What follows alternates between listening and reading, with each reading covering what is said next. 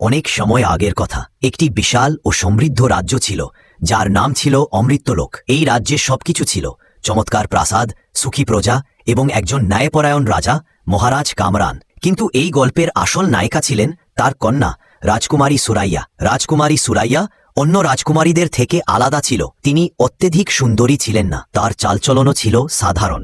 কিন্তু যে জিনিস তাকে সবচেয়ে আলাদা করত তা ছিল তার ভারী শরীর। সুরাইয়া জন্ম থেকেই খুব মোটা ছিল।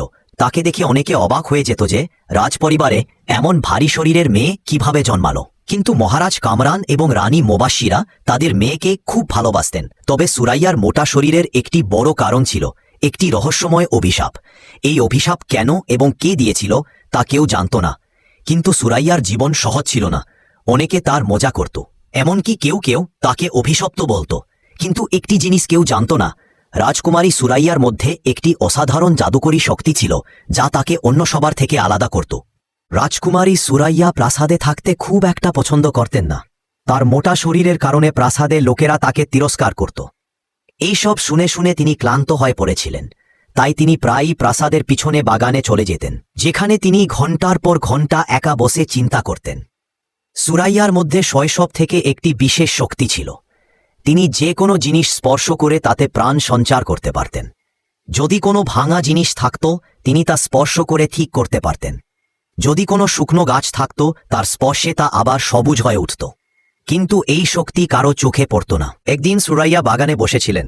হঠাৎ সেখানে এক রহস্যময় বৃদ্ধা আসলেন। তিনি অদ্ভুত পোশাক পরেছিলেন এবং তার চোখে গভীর রহস্য ঝলকাচ্ছিল। বৃদ্ধা নরম স্বরে বললেন, তুমি কি জানো তোমার মোটা হওয়ার কারণ কি? সুরাইয়া চমকে উঠলেন। এই প্রশ্ন তিনি নিজেকে বারবার জিজ্ঞাসা করেছিলেন, কিন্তু কখনো উত্তর পাননি। সুরাইয়া সাহস করে জিজ্ঞাসা করলেন, তুমি কে আর আমাকে কিভাবে চিনলে? বৃদ্ধা মুচকি হেসে বললেন, আমি তোমাকে সব বলবো, কিন্তু তার আগে তোমাকে আমার সঙ্গে একটি জায়গায় যেতে হবে। সেখানে তুমি তোমার আসল রূপ এবং তোমার শক্তির রহস্য জানতে পারবে। সুরাইয়ার বুঝতে অসুবিধা হচ্ছিল যে এই অপরিচিতার উপর ভরসা করবেন কিনা, কিন্তু তার মনে এক অদ্ভুত বিশ্বাস জেগে উঠল। ঠিক আছে, কিন্তু আমরা কোথায় যাচ্ছি? একটি জায়গায় যেখানে তোমার জন্মের রহস্য লুকিয়ে আছে, বলে বৃদ্ধা সুরাইয়াকে প্রাসাদের কাছে একটি পুরনো জঙ্গলের দিকে যাওয়ার ইঙ্গিত করলেন। এই জঙ্গলটি ছিল খুব ঘন এবং রহস্যময়। রাজা সবসময় তাকে সতর্ক করে দিয়েছিলেন যেন তিনি এই জঙ্গলে না যান, কারণ এটি বিপজ্জনক ছিল। কিন্তু আজ কেন জানি সুরাইয়ার পা নিজে থেকে একটি গুহার সামনে এসে দাঁড়ালো। গুহাটি দেখতে খুব পুরনো মনে হচ্ছিল, কিন্তু এর দরজায় অদ্ভুত চকচকে চিহ্ন খোদাই করা ছিল। সুরাইয়া জিজ্ঞাসা করলেন, এটাই কি সেই জায়গা? বৃদ্ধা গম্ভীর স্বরে বললেন, এটাই সেই জায়গা যেখানে তোমার জীবনের সবচেয়ে বড় রহস্য লুকিয়ে আছে। এটাই সেই স্থান যেখানে তুমি প্রথম জন্ম নিয়েছিলে, এই পৃথিবীতে নয়, পরলোকে। সুরাইয়া চমকে উঠলেন, পরলোক? কিন্তু আমি তো একজন মানুষ। না, তুমি শুধু একজন সাধারণ মানুষ নও, তুমি পরিলোকের মহারানী হতে চলেছিলে। কিন্তু এক ভয়ানক অভিশাপের কারণে তোমাকে পৃথিবীতে পাঠানো হয়েছে। সুরাইয়ার হৃদয়স্পন্দন তীব্র হয়ে উঠল। কি ধরনের অভিশাপ? বৃদ্ধা গভীর নিঃশ্বাস ঠেলে বললেন, তা জানতে হলে তোমাকে এই গুহার ভেতরে যেতে হবে। সেখানে একটি জাদুকরী আয়না আছে যা তোমাকে তোমার আসল অতীতের একটি ঝলক দেখাবে। সুরাইয়া সাহস করে গুহার ভেতরে প্রবেশ করলেন। ভেতরে খুব অন্ধকার ছিল, কিন্তু বৃদ্ধা যেই হাত তুললেন পুরো গুহায় আলো ছড়িয়ে পড়ল। মাঝখানে একটি অসাধারণ আয়না রাখা ছিল। এটি সাধারণ আয়না ছিল না, এর মধ্যে নীল এবং সোনালী রঙের রহস্যময় আলো ঝলকাচ্ছিল। এতে উঁকি মেরে দেখো, রাজকুমারী সুরাইয়া, এটি তোমাকে তোমার আসল জীবনের গল্প দেখাবে। সুরাইয়া ভয় পাচ্ছিলেন, কিন্তু সাহস করে আয়নায় তাকালেন। তিনি যেই আয়নায় তাকালেন তার সামনে একটি অপূর্ব দৃশ্য ভেসে উঠল। তিনি নিজেকে একটি ভিন্ন জগতে দেখতে পেলেন। সেই জায়গাটি ছিল অত্যন্ত সুন্দর। চারপাশে রঙিন মেঘ, ঝলমলে গাছ আর উড়ন্ত পরীরা। মূলত সেটি ছিল পরিলোক। তিনি সেখানে পরিরাজের রাজকুমারী ছিলেন। রাজকুমারী সুরাইয়া দেখলেন যে তিনি ছিলেন পরিলোকের সবচেয়ে শক্তিশালী পরী। তার কাছে এমন শক্তি ছিল যা পরিলোকের আর কারো কাছে ছিল না। কিন্তু একদিন তিনি পরিলোকের একটি বিপজ্জনক ছায়াপরীকে পরাজিত করেছিলেন, যিনি অভিশাপ দেওয়ার ক্ষেত্রে পারদর্শী ছিলেন। ছায়াপরী ক্রুদ্ধ হয়ে বলেছিলেন, তুমি তোমার শক্তি হারাবে এবং তোমার সুন্দর রূপ একটি সাধারণ এবং মোটা মানুষের রূপে পরিণত হবে। তুমি ততক্ষণ পৃথিবীতে ঘুরে বেড়াবে যতক্ষণ না তুমি তোমার আসল পরিচয় খুঁজে পাও। এই দৃশ্য দেখে সুরাইয়ার চোখে অশ্রু ঝরে পড়ল। তাহলে এটাই ছিল তার মোটা শরীরের রহস্য। কিন্তু এখন কি তিনি এই অভিশাপ ভাঙতে পারবেন? পরিলোকের মহারানী হওয়ার স্বপ্ন কি তার সত্যি হবে? এখান থেকে গল্প নতুন রোমাঞ্চে মোড় নিতে চলেছে। পানি ছিল। তিনি বিশ্বাস করতে পারছিলেন না যে তিনি একজন পরী ছিলেন, এত শক্তিশালী, এত সুন্দর। কিন্তু এখন তিনি তো একজন সাধারণ রাজকুমারী, যিনি তার ভারী শরীরের কারণে মানুষের হাসির পাত্র হয়েছেন। সুরাইয়া বৃদ্ধার কাছে জিজ্ঞাসা করলেন, এখন আমি কি করব? বৃদ্ধা গভীর নিঃশ্বাস ঠেলে বললেন, এখন তোমাকে তোমার অভিশাপ ভাঙার পথ খুঁজতে হবে, কিন্তু এটা সহজ হবে না। সুরাইয়া কৌতূহলী হয়ে জিজ্ঞাসা করলেন, কিভাবে? বৃদ্ধা মুচকি হেসে বললেন, অভিশাপ ভাঙতে হলে তোমাকে 3টি পরীক্ষায় উত্তীর্ণ হতে হবে। প্রতিটি পরীক্ষায় তোমার বুদ্ধি, সাহস এবং জাদুকরী শক্তির পরীক্ষা হবে। যদি তুমি সফল হও তবে তুমি তোমার আসল রূপে ফিরে যেতে পারবে এবং পরিলোকের মহারানী হতে পারবে, কিন্তু যদি তুমি ব্যর্থ হও তবে তোমাকে চিরকাল এই রূপেই থাকতে হবে। সুরাইয়া মুষ্টি বন্ধ করে বললেন, আমি যে কোনো মূল্যে এই পরীক্ষাগুলো পাস করব। বৃদ্ধা তার ঝোলা থেকে একটি ছোট জাদুকরী পুটলি বের করে সুরাইয়ার হাতে দিলেন। এই নাও, এতে তোমার প্রথম পরীক্ষার স্থান লুকিয়ে আছে। সুরাইয়া যেই পুটলিটি খুললেন তার থেকে একটি সোনালি আলো বেরিয়ে এলো এবং হাওয়ায় একটি মানচিত্র ভেসে উঠল। সুরাইয়া বিস্ময়ের সঙ্গে জিজ্ঞাসা করলেন, নিঃশব্দ বন, এটা কোন জায়গা? বৃদ্ধা বুঝিয়ে বললেন, এটি একটি রহস্যময় জঙ্গল। সেখানে তুমি কয়েকজন লোক দেখতে পাবে। সেখানে পৌঁছানোর সঙ্গে সঙ্গে তোমার কণ্ঠস্বর হারিয়ে যাবে। তোমাকে কথা না বলে লোকেদের বোঝাতে হবে যে তুমি কে এবং তাদের তোমার সঙ্গে যেতে রাজি করতে হবে। যদি তুমি এটা করতে পারো তবে প্রথম পরীক্ষায় পাস করবে। এই শুনে সুরাইয়া একটু উদ্বিগ্ন হয়ে পড়লেন। তার শৈশব থেকেই কথা বলার খুব শখ ছিল, কিন্তু এখন কথা না বলে কিভাবে কাউকে বোঝাবেন? তবুও তিনি নিজের উপর ভরসা রাখলেন। ঠিক আছে, আমি এই পরীক্ষার জন্য প্রস্তুত।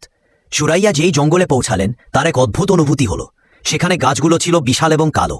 হাওয়ায় অদ্ভুত গুঞ্জন ছিল, যেন কেউ ধীরে ধীরে ফিসফিস করছে। প্রথম পা রাখতে তিনি অনুভব করলেন যে তার কণ্ঠস্বর চলে গেছে। কোনো শব্দ নেই। তিনি ঘাবড়ে গেলেন, কিন্তু তারপর নিজেকে সামলে নিলেন। হঠাৎ তার সামনে 3জন লোক এলেন, একজন বৃদ্ধা, একজন যুবক এবং একজন বুড়ো। তারা সবাই তাকে অদ্ভুত দৃষ্টিতে দেখছিল। বুড়ো লোকটি জিজ্ঞাসা করল, তুমি কে? সুরাইয়া উত্তর দিতে চাইলেন, কিন্তু তার কণ্ঠ থেকে কোনো শব্দ বেরোল না। এখন তাকে তার বুদ্ধি দিয়ে কাজ করতে হবে। তিনি ঝুঁকে মাটিতে তার আঙুল দিয়ে লিখেলেন, রাজকুমারী সুরাইয়া। বুড়ো লোকটি চমকে উঠল, রাজকুমারী? কিন্তু আমরা তোমাকে কিভাবে বিশ্বাস করব? সুরাইয়া তার জাদুকরী শক্তি ব্যবহার করলেন। কাছে একটি শুকনো গাছ ছিল। তিনি হাত বাড়িয়ে দিলেন এবং গাছটি আবার সবুজ হয়ে উঠল। বৃদ্ধা চমকে উঠলেন, এ তো জাদু। যুবকটি মাথা নেড়ে বলল, যদি তুমি সত্যিই রাজকুমারী হও তবে আমাদের এই জঙ্গল থেকে বের করে নিয়ে চলো। আমরা বহু বছর ধরে এখানে আটকে আছি। এখন সুরাইয়া বুঝলেন তাকে এই লোকেদেরই জঙ্গল থেকে বের করে পরীক্ষায় পাস করতে হবে। নিঃশব্দ বন থেকে বেরোনোর কোনো পথ দেখা যাচ্ছিল না। চারপাশে শুধু অন্ধকার আর গাছ। কিন্তু সুরাইয়া হাল ছাড়লেন না। ইনি মনোযোগ দিয়ে দেখতে লাগলেন। তখন তিনি একটি বিশেষ জিনিস লক্ষ্য করলেন। কিছু গাছের ছালে অদ্ভুত চিহ্ন খোদাই করা ছিল। তিনি বুঝলেন এই চিহ্নগুলো অনুসরণ করেই পথ তৈরি করা হয়েছে। তিনি ইশারায় লোকেদের ডাকতে লাগলেন এবং চিহ্নগুলো দেখে এগোতে শুরু করলেন। প্রায় 2 ঘন্টা পর তারা সবাই জঙ্গলের প্রান্তে পৌঁছে গেল। তারা বাইরে বেরোতেই সুরাইয়ার কণ্ঠস্বর ফিরে এলো, হ্যাঁ, আমি করে দেখিয়েছি। বৃদ্ধা আবেগপ্রবণ হয়ে বললেন, মা, তুমি সত্যিই দারুণ। তখনই আকাশে একটি চকচকে আলো ছড়িয়ে পড়ল এবং বৃদ্ধা আবার প্রকট হলেন। তিনি বললেন, অভিনন্দন সুরাইয়া, তুমি তোমার প্রথম পরীক্ষায় পাস করেছ। সুরাইয়া মুচকি হাসলেন এবং কৌতূহলী হয়ে জিজ্ঞাসা করলেন, এখন দ্বিতীয় পরীক্ষা কি হবে? বৃদ্ধা বললেন, এখন তোমাকে তোমার আত্মার শক্তি চিনতে হবে। এই পরীক্ষা আগের থেকেও কঠিন হবে। তুমি কি প্রস্তুত? সুরাইয়া নির্ভীকভাবে মাথা নাড়লেন, হ্যাঁ, আমি প্রস্তুত। বৃদ্ধা সুরাইয়াকে একটি নীল রঙের জাদুকরী পাথর দিয়ে বললেন, এই পাথর তোমার দ্বিতীয় পরীক্ষার দরজা খুলবে। এটি ধরো এবং তোমার আত্মার সঙ্গে সংযোগ স্থাপনের চেষ্টা করো। সুরাইয়া পাথরটি হাতে নিলেন। হঠাৎ তার চোখের সামনে অন্ধকার ছয়ে গেল এবং তিনি এক অদ্ভুত জায়গায় পৌঁছে গেলেন। এটি ছিল পরছায়ালোক, একটি রহস্যময় জগৎ যেখানে শুধু ছায়ারা বাস করে। এখানে কোনো ব্যক্তির আসল রূপ দেখা যায় না, শুধু তার ছায়া দেখা যায়। সুরাইয়া বিস্ময়ের সঙ্গে ভাবলেন, এ কেমন জায়গা? তখনই তার কানে একটি মৃদু কণ্ঠস্বর ভেসে এলো, তোমাকে নিজেকে চিনতে হবে, নইলে তুমি এখানে চিরকাল হারিয়ে যাবে। সুরাইয়া যেই সামনে এগোলেন চারপাশে কালো ছায়াগুলো নড়তে শুরু করল। সবগুলো একই রকম দেখাচ্ছিল, কিন্তু এদের মধ্যে কোনটি তার নিজের ছায়া?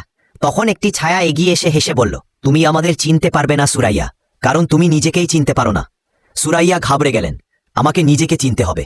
আরেকটি ছায়া বলল, যদি তুমি ভুল ছায়া বেছে নাও তবে চিরকাল এই জগতে বন্দী হয়ে যাবে। এখন সুরাইয়াকে খুব সাবধানে ভাবতে হবে, আমার আসল ছায়া কোনটি? তিনি একটি কৌশল ভাবলেন, আমাকে দেখতে হবে আমার ছায়া আমার মতো চলে কিনা। তিনি ধীরে ধীরে হাত তুলতে লাগলেন। তিনি দেখলেন সব ছায়াই তার নকল করছে, কিন্তু তখনই তিনি একটি বিশেষ ছায়া দেখলেন যেটি তার হাত তোলার আগেই তেমন করছিল। এটাই আমার আসল ছায়া। সুরাইয়া চিৎকার করে উঠলেন এবং সেই ছায়ার দিকে এগিয়ে গেলেন। তিনি যেই ছায়াটিকে স্পর্শ করলেন একটি তীব্র আলো ছড়িয়ে পড়ল এবং সুরাইয়া আবার তার আসল জায়গায় ফিরে এলেন। বৃদ্ধা আবার প্রকট হয়ে মুচকি হাসলেন এবং বললেন, দ্বিতীয় পরীক্ষায় পাস। তুমি তোমার আত্মার শক্তি চিনতে পেরেছ। তুমি বুঝেছ যে আসল পরিচয় সেটাই, যা সময়ের আগেই নিজের অস্তিত্বের অনুভূতি দেয়া। সুরাইয়ার এখন আরও আত্মবিশ্বাস অনুভূত হচ্ছিল। এখন আমাকে তৃতীয় পরীক্ষার জন্য প্রস্তুত হতে হবে। বৃদ্ধা গম্ভীর স্বরে বললেন, তৃতীয় পরীক্ষা সবচেয়ে কঠিন হবে। এতে তোমাকে শুধু তোমার অভিশাপের কারণ জানতে হবে না, বরং তা ভাঙার সঠিক উপায়ও খুঁজতে হবে। সুরাইয়া গম্ভীর নিঃশ্বাস নিয়ে বললেন, ঠিক আছে, আমি প্রস্তুত। এখন সুরাইয়ার চূড়ান্ত পরীক্ষা শুরু হতে চলেছে। এতে তার সবচেয়ে বড় রহস্য প্রকাশ পাবে। তাকে অভিশাপ কেন দেওয়া হয়েছিল এবং তিনি কি তা ভাঙতে পারবেন? বৃদ্ধা সুরাইয়াকে একটি কালো রঙের জাদুকরী মুদ্রা দিলেন। এই মুদ্রাটি মনোযোগ দিয়ে দেখো, এতে তোমার অভিশাপের রহস্য লুকিয়ে আছে। সুরাইয়া মুদ্রাটি দেখলেন এবং হঠাৎ তার সামনে আরেকটি দৃশ্য ভেসে উঠল। তিনি পরিলোকের সোনালী প্রাসাদে দাঁড়িয়েছিলেন। চারপাশে হাজারো সুন্দরী পরী ছিল এবং সবার মুখে খুশি। কিন্তু তখনই একটি অন্ধকার ছায়া প্রাসাদে প্রবেশ করল। ছায়া পরী, তিনি রাগে কাঁপছিলেন। রাজকুমারী সুরাইয়া, তুমি আমার শক্তিকে প্রত্যাখ্যান করেছিলে, তাই আমি তোমাকে অভিশাপ দিচ্ছি যে তুমি পৃথিবীতে একটি মোটা মানুষের রূপে জন্মাবে, যাতে তুমি তোমার সত্যিকারের শক্তির গুরুত্ব বুঝতে পারো। সুরাইয়া চমকে উঠলেন। সে ভাবতে লাগলেন, আমি এর শক্তি কেন প্রত্যাখ্যান করেছিলাম? তখনই দৃশ্য বদলে গেল। এখন তিনি নিজেকে দেখলেন পরীদের সভায় দাঁড়িয়ে। ছায়াপরী বলছিলেন, আমরা অন্ধকারের শক্তিকে আমাদের লোকে গ্রহণ করতে পারি না, আমাদের শুধু আলোর শক্তি চাই। ছায়াপরী চোখে রাগ ঝরছিল। যদি তুমি আমার শক্তি গ্রহণ করতে, তবে তুমি পরিলোকের সবচেয়ে শক্তিশালী মহারানী হতে। কিন্তু সুরাইয়া তা প্রত্যাখ্যান করেছিলেন এবং সেই কারণেই তাকে অভিশাপ দেওয়া হয়েছিল। এখন তিনি বুঝলেন, এই অভিশাপ দেওয়া হয়েছিল যাতে তিনি বুঝতে পারেন যে সত্যিকারের শক্তি অন্ধকার এবং আলোর সমন্বয়ে, শুধু আলোতে নয়। সুরাইয়ার পথ এখন স্পষ্ট দেখা যাচ্ছিল। তাকে ছায়াপরীকে আবার খুঁজতে হবে এবং প্রমাণ করতে হবে যে তিনি তার শক্তি গ্রহণ করতে পারেন। কিন্তু তিনি তা নিজের মতো করে ব্যবহার করবেন, ছায়াপরীর কথা মতো নয়। কিন্তু ছায়াপরী কোথায় ছিলেন? বৃদ্ধা গম্ভীর স্বরে বললেন, ছায়াপরীকে ডাকতে হলে তোমাকে পরিলোকে ফিরতে হবে। সুরাইয়া জিজ্ঞাসা করলেন, কিন্তু আমি পরিলোকে কিভাবে যাব? বৃদ্ধা মুচকি হেসে বললেন, এখন সময় এসেছে সুরাইয়া। তুমি ইতিমধ্যে দুটি পরীক্ষায় পাস করেছ। এখন তোমার ভেতরে লুকিয়ে থাকা শক্তি অনুভব করো এবং দেখো তুমি কি করতে পারো। সুরাইয়া গভীর নিঃশ্বাস নিলেন। তিনি চোখ বন্ধ করলেন এবং ধীরে ধীরে তার শরীরের চারপাশে একটি হালকা আলো অনুভব করলেন। তারপর হঠাৎ তিনি অদৃশ্য হয়ে গেলেন। যখন তিনি চোখ খুললেন, তখন তিনি পরিলোকে ছিলেন। সুরাইয়া যেই পরিলোকের প্রাসাদে পৌঁছালেন, পরীরা তাকে দেখে হতবাক হয়ে গেল। রাজকুমারী সুরাইয়া ফিরে এসেছেন। কিন্তু তখনই অন্ধকার ছড়িয়ে পড়তে লাগল।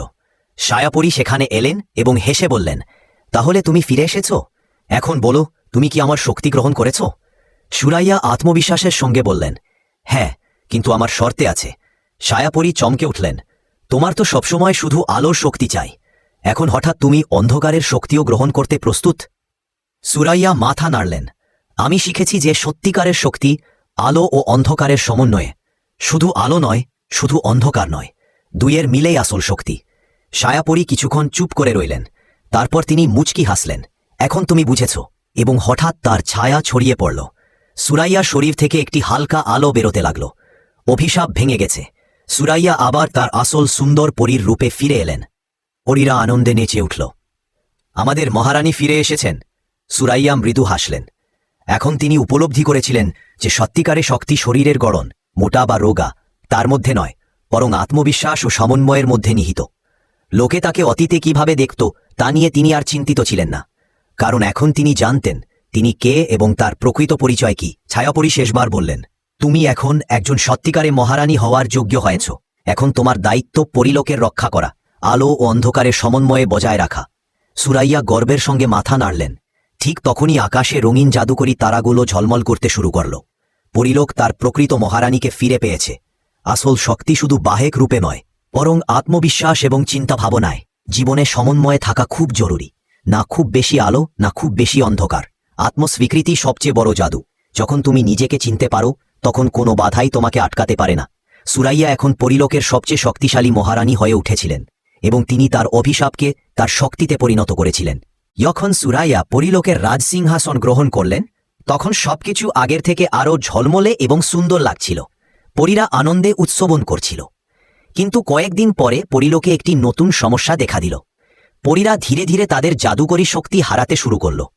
প্রথমে কেউ এটার প্রতি গুরুত্ব দিয়েনি, কিন্তু তারপর একদিন প্রধান রক্ষিকা পরী সুরাইয়ার সামনে এসে বললেন, মহারানী, আমাদের একটি বড় সমস্যার মুখোমুখি হতে হচ্ছে। আমাদের শক্তি দুর্বল হয়ে যাচ্ছে। যদি এমন চলতে থাকে, তবে পরিলোক ধ্বংস হয়ে যেতে পারে। সুরাইয়া হতবাক হয়ে গেলেন। এটা কিভাবে সম্ভব তিনি ভাবলেন। তখনই ছায়াপরী আবার প্রকট হলেন। তুমি সমন্বয় বুঝেছ, কিন্তু সমন্বয় বজায় রাখা সহজ নয়। পরিলোকে শুধু আলো বেড়ে গেছে, কিন্তু অন্ধকারে সমন্বয় রাখা হয়নি, তাই পরীরা দুর্বল হচ্ছে।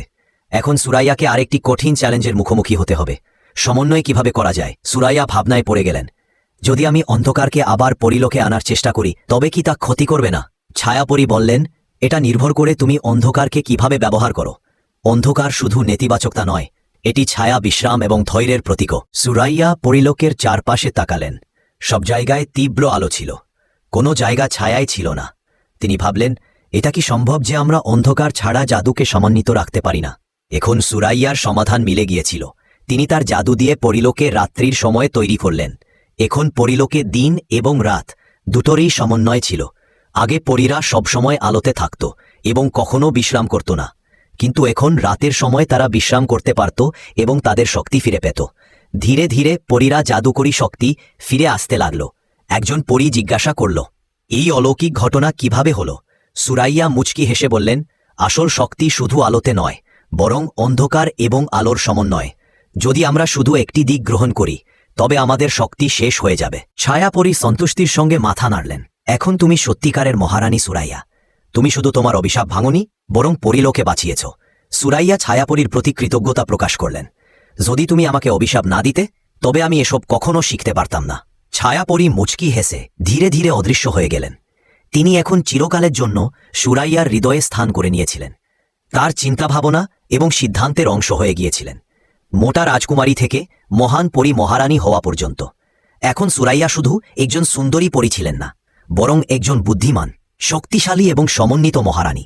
যে রাজকুমারীকে একটি অভিশাপের কারণে পৃথিবীতে পাঠানো হয়েছিল, তিনি এখন পরিলোকের সবচেয়ে মহান মহারানী হয়ে উঠেছিলেন, এবং পরীরা সবসময় তার বুদ্ধিমত্তা এবং সাহসের গল্প শুনত। সেই মহারানী যিনি সমন্বয়ে শক্তি চিনেছিলেন এবং পরিলোকে বাঁচিয়েছিলেন। তো এটি ছিল মোটা রাজকুমারীর জাদুকরী এবং প্রেরণাদায়ক গল্প। একজন রাজকুমারী যিনি তার দুর্বলতাকে শক্তিতে পরিণত করেছিলেন এবং তার পরিচয়কে নতুন রূপে খুঁজে পেয়েছিলেন। গল্পটি আপনাদের কেমন লাগলো?